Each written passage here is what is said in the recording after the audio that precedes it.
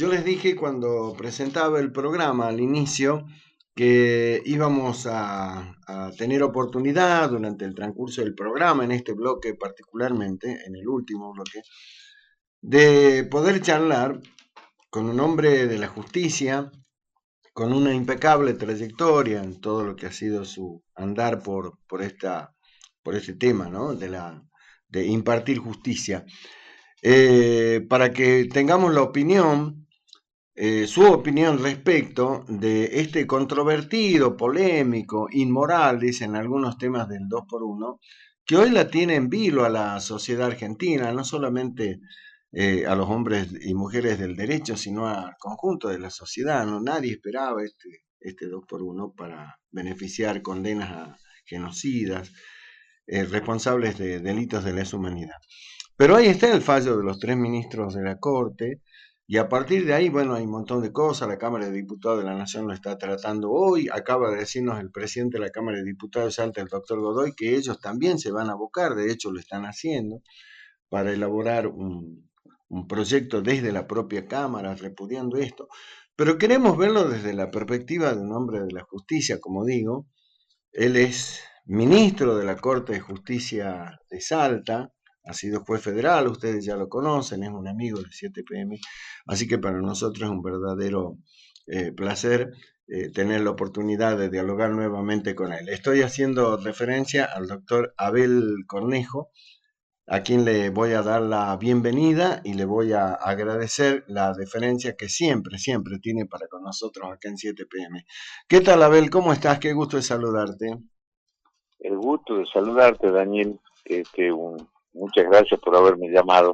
Al contrario, gracias a vos por tu tiempo y la predisposición, como digo, ¿no? Siempre para con nosotros. A ver, la idea es escucharte. Hay una sociedad que está, bueno, mirando desde distintas perspectivas este fallo de los 3 ministros de la Corte. Así que yo iniciaría esto diciendo algo que me preguntaron a mí, ¿no? Y yo te lo traslado, doctor Cornejo. Me dijeron que la ley no es una sola, me preguntaban y me decían, y yo les decía, ¿por qué? Y dice, claro, ¿cómo puede ser que 3 vean una cosa y 2 otra? ¿Cómo se explica este fallo del 3 a favor, digamos, de este 2 por 1 y 2 en contra? ¿Podemos arrancar por ahí, a ver?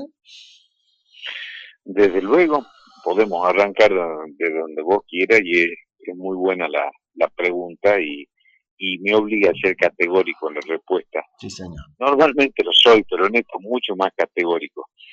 Fíjate, Daniel, que la Corte Suprema, yo normalmente tengo un seguimiento exhaustivo de los fallos jurisprudenciales de la Corte Nacional. Ya antes de esto, habían dos que un poco presagiaban, incluso se los comenté a algún amigo de Buenos Aires, este tema, me decían, no, porque estás exagerando. La Corte saca un primer fallo donde desconoce la autoridad de la Corte Interamericana de Derechos Humanos. Esto sucedió este año. Dijo que los fallos de la Corte Interamericana de Derechos Humanos no eran obligatorios dentro del derecho argentino, y yo dije que desde la reforma de 1994, los fallos de la Corte Interamericana de Derechos Humanos forman parte de la Constitución de la Nación Argentina, por el artículo 75, inciso 22. Incluso creo que lo hablamos con vos en un programa anterior ahí. Sí. A continuación de ese fallo vino otro fallo, donde se otorgaba una libertad domiciliaria que también fue discutida, y después viene este tercer fallo. ¿Qué pasa con este tercer fallo desde el punto de vista jurídico? La ley del 2 por 1 en su momento se había sancionado porque había cantidad de personas que estaban con prisión preventiva sin condena. Entonces fue una forma extrema de la política criminal del Estado para que esas personas salieran en libertad. En su momento, si vos haces una revisión de los diarios de época que te gusta investigar, vas a poder ver cuántas polémicas trajo aparejadas. En ese momento, estamos hablando de hace más de 10 años atrás, en ese momento la aplicación del 2 por 1, porque en realidad se había generado una reducción de pena ante la incompetencia, incluyendo a la justicia, por cierto, para dictar sentencia en tiempo y forma. Ahora, esa ley cumplió un ciclo infausto en su momento para delitos que no eran crímenes de lesa humanidad. Pero acá, además de que el delito de lesa humanidad se llama así porque atenta contra el derecho de gente, es decir, contra la esencia misma de la naturaleza humana. Claro. ¿Qué pasa además con esto? Que es un punto de vista que no debemos perder nunca para analizar esta cuestión, estrictamente desde lo jurídico. No nos olvidemos, Daniel, que todavía faltan muchísimos nietos sin recuperar. Por recuperar, claro. Hace poco se recuperó el nieto 122, es decir, que todavía hay delitos permanentes en este sentido. Pero además, se ha discutido el número de los desaparecidos. No nos olvidemos que en la Argentina hay muchísimas personas desaparecidas, entre ellas el gobernador constitucional de Salta, Miguel Ragones, claro. del cual nunca más se volvió a saber absolutamente nada. De manera tal que, persistiendo esos delitos de lesa humanidad con carácter permanente, eso rápidamente nos lleva a la conclusión de que no es que haya sido inoportuno este fallo, sino que para mí es un fallo directamente dictado contra derecho. Por eso yo insisto, una vez más, ya lo dije antes en un programa tuyo también, los jueces no pueden hacer lo que a ellos se les ocurra. Hay un límite en el poder de juzgamiento y ese límite es la Constitución Nacional. ¿Cuál es el límite de la Constitución Nacional para los delitos de lesa humanidad? El artículo 75, inciso 22, donde está la Convención Americana de Derechos Humanos, y claramente este tipo de delitos no podía haber sido objeto de interpretación alguna. Pero mucho más quiero insistirte, porque todavía las consecuencias de ese delito siguen vigentes a la fecha. Es decir, todavía no se terminaron de recuperar los nietos desaparecidos, o los nietos que no están, o los nietos que han sido asignados ilegalmente a otra familia por desaparición de sus padres, ni se conoce el destino de miles de argentinos desaparecidos también, ¿no? Ahora, doctor Cornejo, por supuesto yo te hago esta pregunta, pero obviamente uno por ahí va a decir, bueno, no sé qué puede haber pasado, pero quiero pedirte una aproximación, digamos, para que le des también a nuestros oyentes. ¿Qué puede haber pasado? ¿Cuál puede haber sido el análisis? ¿Qué es lo que habrá pensado cada uno de los jueces que falló de esta manera? Más allá de lo que es la jurisprudencia, ¿no? Yo ya hablo de lo que es el hombre, digamos, vos sabés perfectamente, acabas de definirlo, crímenes que, bueno, lesionan la propia esencia de la vida, ¿no? ¿Cómo analiza esto un la juez? naturaleza humana. Así es. ¿Y qué puede haber pasado, Daniel? Yo te voy a ser absolutamente sincero en este sentido. Hay un viejo libro que muchos jueces deberían leer que se llama El conocimiento privado del juez, que es, más allá de lo que dice la Constitución y las leyes, hay una cuestión que tienen o deben tener los jueces, que es la conciencia. Claro. Yo digo, cuando los jueces no están convencidos realmente de algo, deben evaluar cuáles pueden ser las consecuencias de su fallo. El tema y las consecuencias que tuvo la larga noche de la dictadura argentina no es una cuestión ideológica, es una cuestión de civilización. Nos hace mejor personas reconocer que hubo un holocausto donde se cometieron aberraciones y que nunca más se deberían volver a cometer. Nunca más. Y eso tiene que ser una lección para la historia.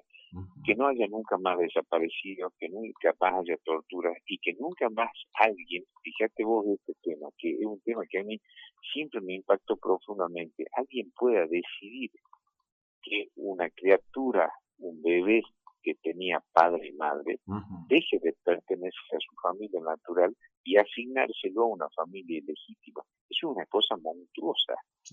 Bueno, entonces a partir de eso, cada juez, no es que, yo por eso digo, hay que estar absolutamente convencido en el conocimiento privado del juez, y si no es preferible apartarse de la causa, porque el daño que se puede hacer a través de eso es inmenso, es infinito.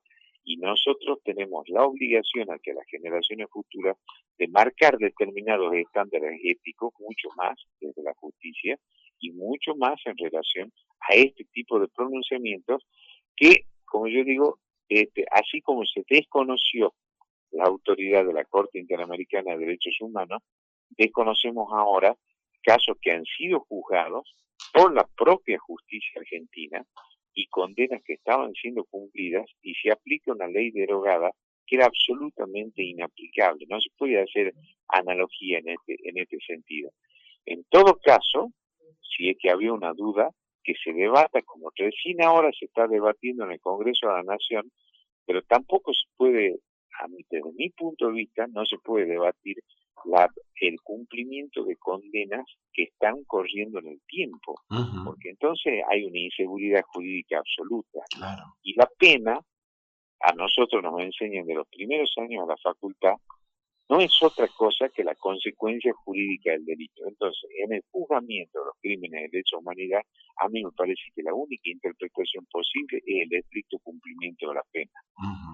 Ahora, la gran pregunta, y fíjate vos cómo se van expresando distintas, digamos, actores de la vida de nuestro país, particularmente las legislaturas, ya lo hizo la legislatura de San Juan, hoy lo está haciendo la legislatura de la provincia de Salta, nos acaba de adelantar el doctor Godoy que ese va a ser el tema excluyente en la sesión de hoy de los diputados.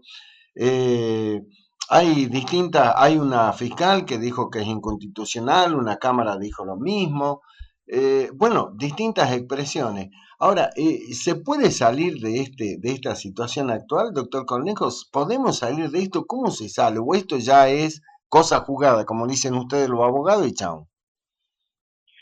Bueno, para mí no es cosa juzgada, porque para mí lo que correspondería es que a través de la Procuradora General de la Nación se entable un recurso ante la Corte Interamericana de Derechos Humanos y que la Corte Interamericana de Derechos Humanos Es lo que, perdón, Abel, Abel, perdón, te Sí. agrego, te añado esto, es lo que está proponiendo el diputado nacional Sergio Massa, ¿no?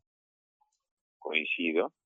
Si es lo que está proponiendo, coincido Sí, totalmente con eso. Que la Procuradora General de la Nación plantee un recurso ante la Corte Interamericana de Derechos Humanos, pero me vas a escuchar otro discurso más que también alguna vez lo conversamos contigo, Daniel, que es que la Corte de Justicia de la Nación tiene que ser objeto de un debate profundo, tiene que estar integrada por hombres que representen a todo el país y tiene que aumentarse su número, porque pasan este tipo de cosas. No entiendo bien cuál era la percepción de lo que de lo que se quería realizar en este sentido. Yo te voy a contar una anécdota para que vos veas determinados personajes. Había un señor, con el perdón de los señores, ¿no? Que se llamaba, o se llama Juan Antonio del Cerro y que tenía un alias que se llamaba Colores. Era un torturador siniestro claro, famoso. había dejado ciega a una víctima con la picana. Yo era empleado de tribunales en Buenos Aires cuando se lo llevó como imputado a una causa por crímenes de lesa humanidad, y la víctima que pudo sobrevivir el holocausto de la ESMA hizo que le dijo al juez que ella podía reconocer a la persona que la había torturado porque tenía una voz que era inconfundible. El personaje pidió ser reconocido junto a 19 personas más, es decir, con él 20. Y eligió, me acuerdo, leer el artículo 11 del Código Penal y se paró en el 11º lugar, iban leyendo los días anteriores hasta llegar a él. Apenas pronunció las primeras palabras, la señora dijo, se puso tan mal que hubo que parar el acto. Ese fue un caso, por ejemplo, que me quedó grabado de estos crímenes cuando en su juzgamiento. El turco Julián, quien se dice que puede acceder a este beneficio, fue reconocido por víctimas en un bar cerca de la zona del Congreso, y la reacción no fue ni de pedir perdón ni de bajar la cabeza, sino fue de reírseles a las víctimas. Entonces, Echecolachi hizo otro tanto no sé si te recuerdas vos, en un programa de Mariano Grondona se Sí, enfrentó sí, sí, en un sí. debate con el profesor Alfredo Bravo, ya Alfredo Bravo. Sí, fallecido, sí, sí, sí. ex senador socialista y un gran educador argentino. Bueno, Bravo estuvo a punto de irse un infarto, Yo creía que se probablemente el moría en error el de Alfredo estudio, Bravo. Abel. Yo creía que Bravo Así se fue, moría en el estudio en ese momento. Fue así fue, terrible. así fue. El error fue haberlo llevado a sentar a Bravo con una persona que aparte, hasta en el aspecto, es absolutamente desagradable, ¿no? Desagradable. Una cosa, y hay que acordarse cómo se le reía a Bravo. Sí, sí. Ya había sido su torturador. Esa era la grandeza moral de Alfredo Bravo, de sentarse, ser capaz de una cosa de esa. No podría honestamente eso. Bueno, esas cosas del pasado argentino reciente, la única forma de resolverlas es a través de la justicia. Es la única forma posible. Entonces la justicia tiene que estar a la altura de las circunstancias y tal vez, siempre yo digo que las crisis son oportunidades y se pueda volver a debatir, porque sin duda llama la atención que pasen esta cosa. Esto no es una cuestión de oportunidad, ni siquiera de oportunismo, sino de ética básica, de ética colectiva. Es lo que yo te digo, no es una cuestión ideológica, sino una cuestión de civilización. Bajo ningún punto de vista se puede aceptar ni que la tortura ni las desapariciones sean una cuestión discutible. Son cuestiones aberrantes que han sido juzgadas y que las condenas deben ser cumplidas.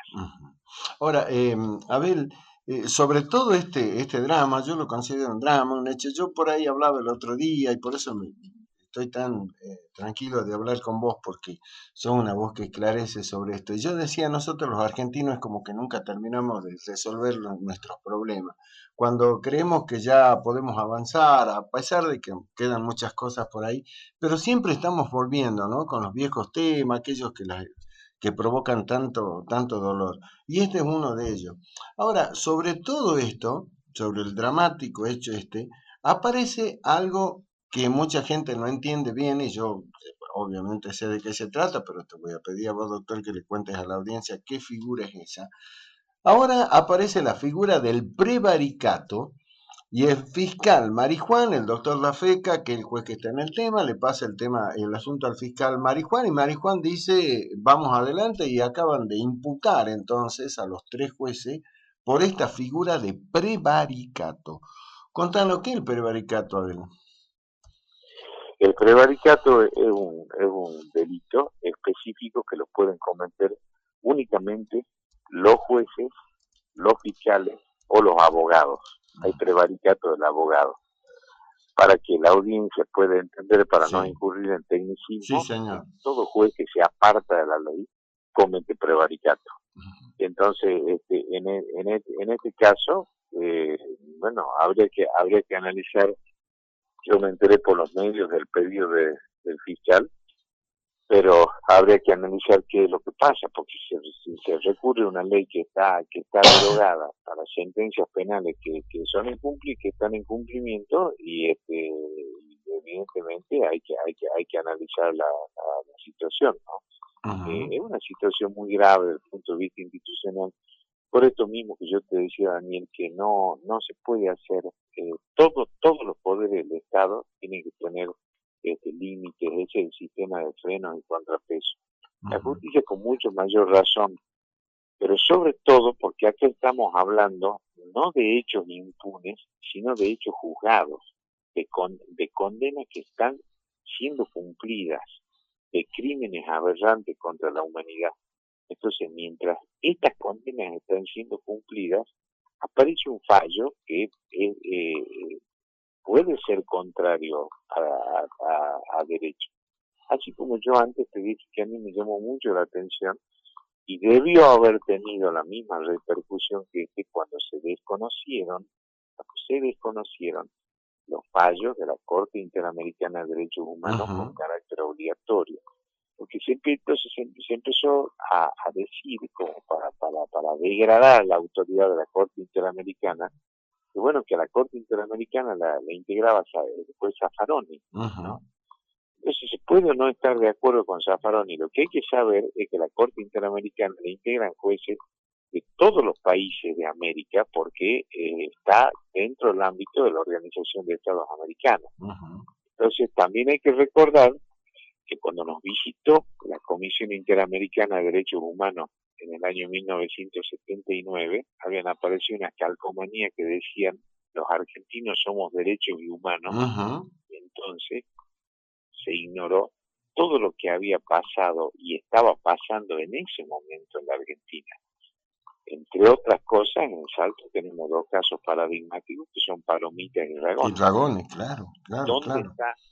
¿Dónde está este asunto que los argentinos somos derechos humanos?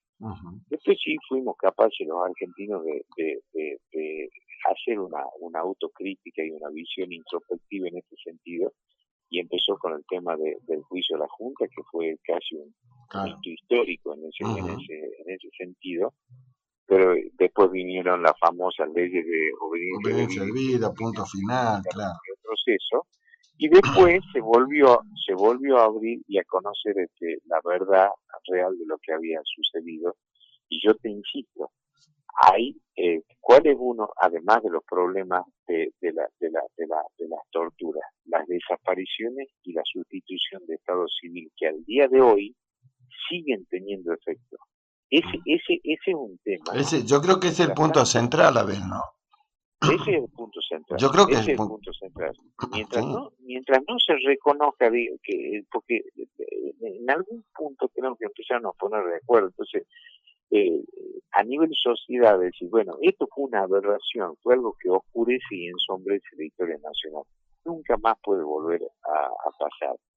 El otro día, fíjate, vieron un documental en el canal de Encuentro donde aparecía la nieta de Ernesto Sábato mostrando la casa de Ernesto Sábato. Y Ernesto Sábato en ese sentido tuvo una evolución porque fue uno de los escritores argentinos que en su momento apoyó el golpe de Estado. Después revió su postura y fue capaz de presidir nunca más al enterarse y comprobar los horrores que habían sucedido. Yo te cuento una cosa que a mí también siempre me llamó mucho la atención y siempre sirve para tenerla presente de qué es lo que pasaba en esa época oscura, Daniel. Vayamos a las víctimas de Palomitas sin ir más lejos, que fue una de las aberraciones más grandes que sucedió en materia de derechos humanos, porque no nos olvidemos que eran personas. ¿Qué pasa con las víctimas de Palomitas y por qué una causa tan paradigmática Palomitas? Porque las víctimas de Palomitas estaban detenidas, habían sido torturadas, pero habían sido puestas a disposición del Poder Ejecutivo. Es decir, se les negó lo más elemental que tiene que tener un ciudadano, que es el derecho a tener un proceso justo.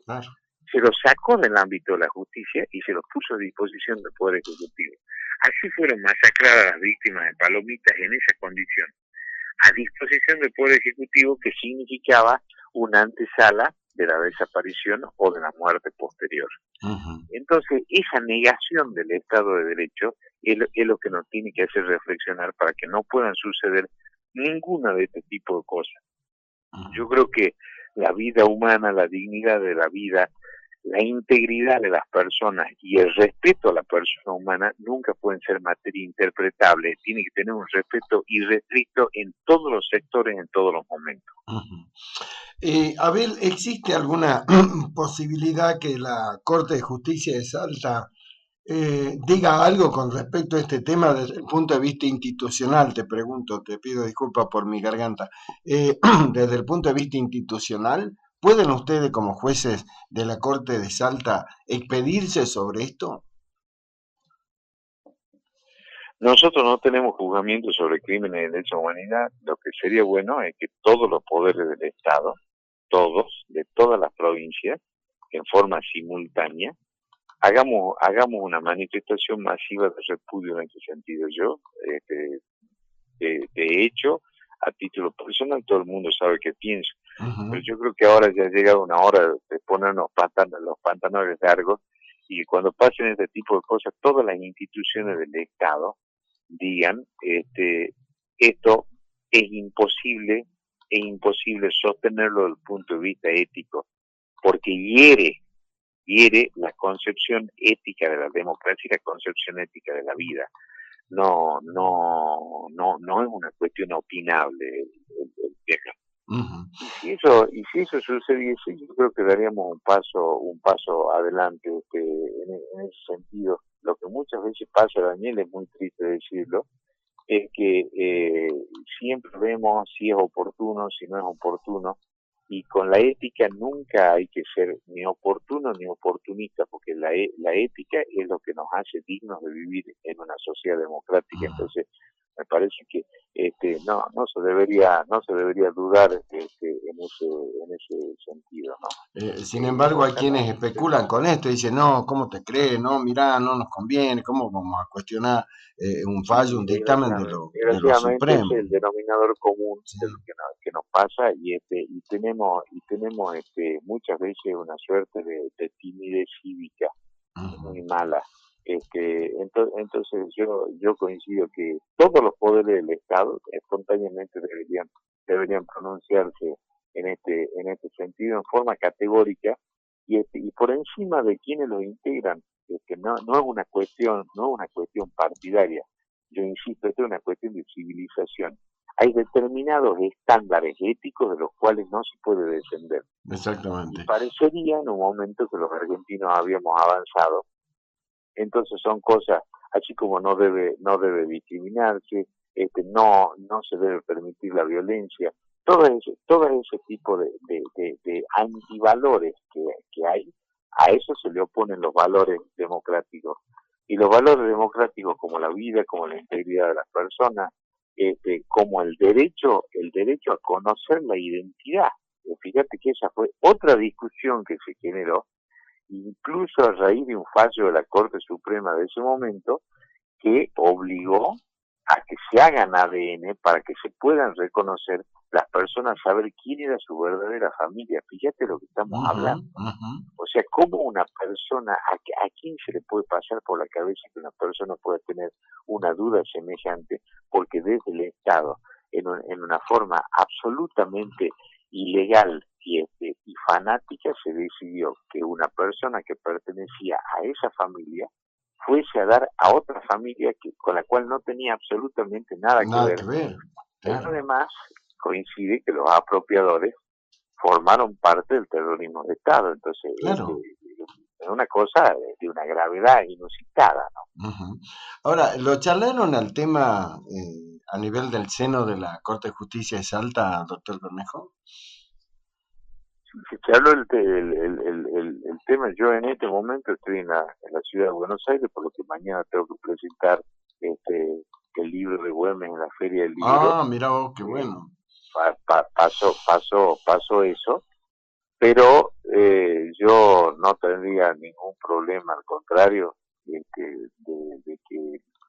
hubiese pronunciamiento institucional, e invitar a todas las instituciones, porque imagínate vos lo que sería el avance desde el punto de Pero vista claro, de los derechos y garantías que consagra la democracia, que todos los poderes de todas las provincias manifestasen su rechazo en este sentido. Y entonces también empezaríamos a discutir los derechos en serio, como título un libro algún pensador que a mí me gusta mucho. Los derechos en serio no pueden ser nunca discutidos, Daniel. ujú, Y el derecho de las víctimas a que los victimarios tengan y purguen su condena es un derecho irrenunciable del Estado de Derecho. ujú, Valga la redundancia, ¿no? Es un derecho irrenunciable del Estado de Derecho. Si no, no hay Estado de Derecho. ujú. No todo puede ser opinable, así como hablamos la otra vez también, no puede ser opinable lo que dice la Constitución. La Corte saca ese fallo de que los jueces duran hasta los 75 años, después que una juez de la Corte obtiene una medida cautelar donde dice me quedo hasta cuando yo quiera. Y eso no puede ser. Ujú. Todas esas cosas son Claro, las que lo que no pueden dice ser. Hayton de Nolasco, Entonces, ¿no? claro, entonces los jueces tienen que quedarse hasta los 75 años, no porque digan los jueces, sino porque lo dice la La Constitución. Constitución, claro, claro. Imagínate que ya a los 75 años es un plazo más que razonable, del cual yo estoy vos sabés cuál es mi posición, yo Ujú. creo que deben irse mucho antes, Sí, ¿no? sí, señor, vos Que me es la contaste. tendencia democrática de todos los tribunales constitucionales en las democracias más modernas, ¿no?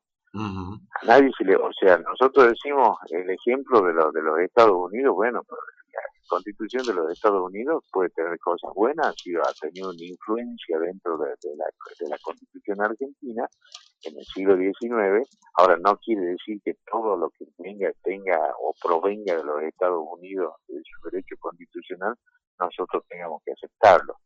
Yo Ujú. creo que este es un país de largas tradiciones autoritarias y tiene que empezar a haber límites en todos los poderes del Estado en este sentido, y con mucho mayor razón la justicia, pues yo digo, la justicia es el único poder del Estado que sus integrantes no son electos. Ujú. Entonces, por esa misma razón es que tiene un mecanismo diferente de selección de los jueces, entonces por eso mismo tiene que haber un plazo más acotado en este sentido. Ujú. ¿Pensás impulsar este tema para que se lo debata y se pronuncie la Corte de Justicia de Salta o sabés si alguno de tus pares está con esta iniciativa? Hasta ahora no sé nada, pero por supuesto que lo pienso impulsar porque sería importante que la Corte saque una declaración en ese sentido. No, por supuesto que sí, Y por no, supuesto que sí. ¿no? Porque es una cuestión que trasciende al día a día. Yo creo que es una cuestión de ética colectiva que nos concierne a todos. La última con este tema, porque quiero que me cuentes lo de la presentación del libro allí en la feria. Eh, Digo yo que ahora hay un oportunismo político muy grande también, ¿no? En este 2x1. Están desde el kirchnerismo, le apuntan a Macri y a Cambiemos, dice que Macri propuso estos dos jueces porque sabía qué es lo que iban a hacer, eso dice nada más y nada menos, no sé si lo escuchaste a ver dice esto Alberto Fernández, quien fuera jefe de gabinete de Néstor y Cristina, lo dijo con todas las letras, dice Macri impulsó la candidatura de estos dos jueces porque quería que vayan a hacer esto a la Corte. Por otro lado, hoy Lilita Carrió en la sesión, en el debate que habían diputado, también responsabilizó al Poder Legislativo, dijo no todo es culpa de los jueces, hay un vacío legal acá que se produjo durante el kirchnerismo y que por eso se pueden hacer este tipo de cosas. También aparece el tema político acá, ¿no? Bueno, es que ahí está la otra cuestión. Fíjate que además de que para mí no era ni siquiera un tema opinable en materia judicial, estamos dentro de un año electoral, entonces más allá de que para mí que no es un fallo ajustado a derecho, porque la ley del 2x1 jamás pudo haber sido aplicada a crímenes de lesa humanidad, aparte es una ley que felizmente ya no tenía aplicación en la Argentina, Uh sino que -huh. como que se la sacó del cajón para volverla a poner en vigencia. También desde el punto de vista de las consecuencias, que es lo que yo te digo, por eso cito ese viejo libro que se llama El conocimiento privado del juez, pensando en las consecuencias que los jueces deben medir con las decisiones que toman, en un año electoral tocar un tema tan sensible como esto, Uh -huh. yo creo que no es algo que le haga bien a la democracia, ni mucho menos. Uh -huh. Le hace un flaco Porque van a favor. empezar las Sí, sí. acusaciones cruzadas, o sea, para mí, yo reitero, para mí cuando una condena está en cumplimiento, no es materia opinable, Uh -huh. no es materia opinable. eh, Son delitos que no admiten libertad condicional, sí. y entonces no cabe la opinión de un juez que diga, sí, yo creo que por esta ley, a mí me parece que, dada la envergadura del delito y las consecuencias que todavía tienen desde el punto de vista estrictamente jurídico, no era materia opinable, sino que eso se debió haber rechazado de plano. Eso es lo que yo hubiese hecho. Yo me hago cargo de lo que digo, entonces Uh yo puedo -huh. hablar a título personal. Yo lo hubiese rechazado de plano y no es una materia interpretable, Por eso mismo que hablamos, Daniel, no todo es interpretable jurídicamente, porque si no, Claro, empezamos a interpretar no, también lo que claro, dice la letra de la Constitución y ahí claro. estamos perdidos. A la Claro, Constitución hay que claro. O sea, yo la cumplirla, ¿no? leo lo que me conviene, como la acomodo a mi Claro, conveniencia, estamos locos, ¿no? Una cosa. Bueno, doctor hay que Conejo, lo cumplirla. vamos a seguir al tema, obviamente, cuando vos vuelvas acá, pero quiero en los minutos finales del programa que me cuentes tu presencia allí, nada más y nada menos que me contaron hace muchísimos años que lamentablemente no puedo participar de lo que es la Feria del Libro, uno de los hechos culturales más importantes de la Argentina, ¿no? Un lujo realmente. Escuché, lo vi por YouTube el otro día la conferencia de Vargas Llosa y realmente es una cosa increíble, ¿no? Así que bueno, pero contanos, estás presentando tu libro en ese marco fantástico de la Feria del Libro, así que bueno, contanos, doctor Conejo. La verdad es que la Feria del Libro es un hecho cultural extraordinario, Extraordinario, que tiene nuestro país, ¿no? claro. Porque confluyen, como bien vos lo señalás, verdaderos escritores, no como yo, No se y la minimice, serie, doctor, y no la se me serie de tire al debate piso. que hay, ¿eh? No se me tire al piso, doctor. No, la serie de debate, no, por lo que yo estoy muy contento, es que como se reeditó La mirada de Güemes, es la segunda edición, en su momento, era un libro muy nuevo que sale después de la Feria del Libro, Ujú. porque ya aparece en mayo de 2015, coincidiendo con los 200 años de Martín Miguel de Güemes, gobernador de Salta. En 2016 todavía no estaba la segunda edición y en 2016 aparece el Congreso de la Nación sancionando una ley con el feriado del 17 de junio. Y ahora yo digo que queda lo más importante de todo, que es el trabajo de aquellos que seguimos día a día sosteniendo lo que fue la gesta güemesiana. Güemes, para ser realmente un héroe nacional reconocido, tiene que ingresar en los programas de educación. Claro, En ese conocimiento tiene claro, que claro. ingresar Güemes. Ujú. Por ejemplo, Daniel, se han cumplido durante todos estos días los 200 años de la resistencia salteña a la tercera invasión realista a Salta.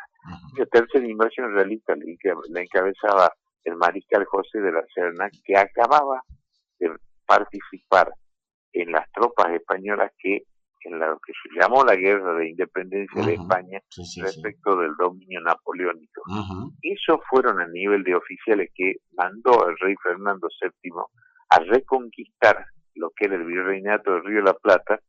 En 1815 se habían apagado los fuegos revolucionarios, salvo la Revolución de Mayo. Y uno de los grandes próceres que, en base a su inteligencia, a su astucia y a su osadía, como fue Martín Güemes, permitió que no pudiesen pasar las tropas españolas, no del norte, como se dice. O fíjate que Salta, en aquel momento que todavía no se habían formado las nuevas naciones en forma definitiva, quedaba al medio entre Lima y Buenos Aires. Ujú. Entonces ahí es donde se agiganta la figura de Güemes, no solo como un jefe militar que impulsa la guerra de guerrilla, la guerra de recursos, sino otro héroe anónimo, que es lo que lo hizo grande a Güemes, que fue el pueblo de Salta. El pueblo de Salta es el gran héroe anónimo a la gesta Ujú. güemesiana, porque Güemes, además de ser un jefe militar, fue un gran conductor político. Claro, claro. Si no lo hubiese sido imposible que esa gesta se lleve adelante. Ujú. Cuando uno ve esos frisos que dan a la vuelta el monumento a Güemes, que son una cosa extraordinaria que hizo don Víctor Garino, que fue el escultor del monumento a Güemes, y vos ves como esos gauchos que se multiplican de a 10, de a 100, esas legiones gauchas de ahí, Ujú. pues decir, estos son los verdaderos héroes anónimos que permitieron que la guerra gaucha fuese tal, ¿no? Ujú. Y entonces yo creo que mientras debemos pugnar que mientras Güemes no esté en los libros de historia, que los niños que empiezan sus Claro. primeros grados sepan en qué consistió la gesta de todo un pueblo detrás de un gran conductor. pero fue el pueblo de Salta el que siguió a Martín Güemes en esa gesta en forma desinteresada. Y la otra parte que tiene Güemes, que todavía no ha sido debidamente difundida, es que yo siempre digo que Güemes fue el primer igualador social que hubo en Salta.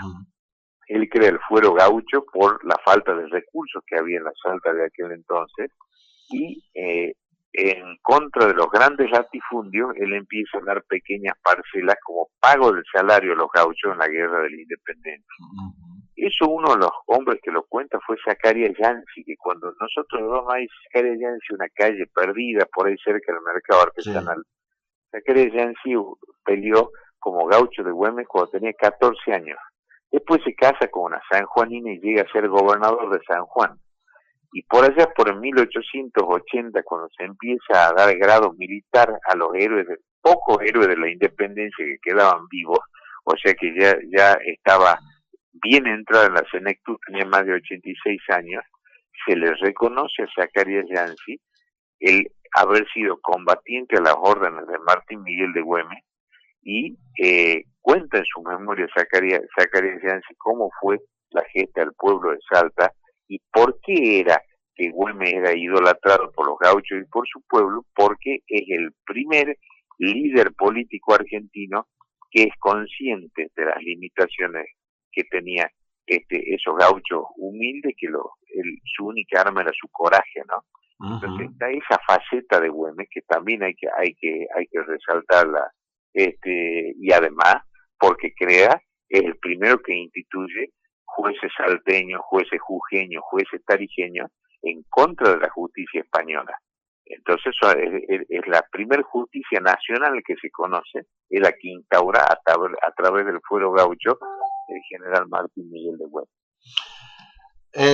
La verdad que, bueno, fantástico escucharte, sobre todo lo lindo, ¿no? Hablamos de lo triste, ahora hablamos de algo muy lindo en esta tarea que estás llevando, que ojalá que tenga eco, ¿no? Esto que vos decís, de nada va a servir que el 17 de junio sea feriado si es que las generaciones que vienen no saben de quién están hablando, que es nada más y nada menos que la gesta güemesiana. Así que creo que este aporte que vos haces con tu libro a rescatar del olvido esto, ¿no? Tan importante, merece el reconocimiento.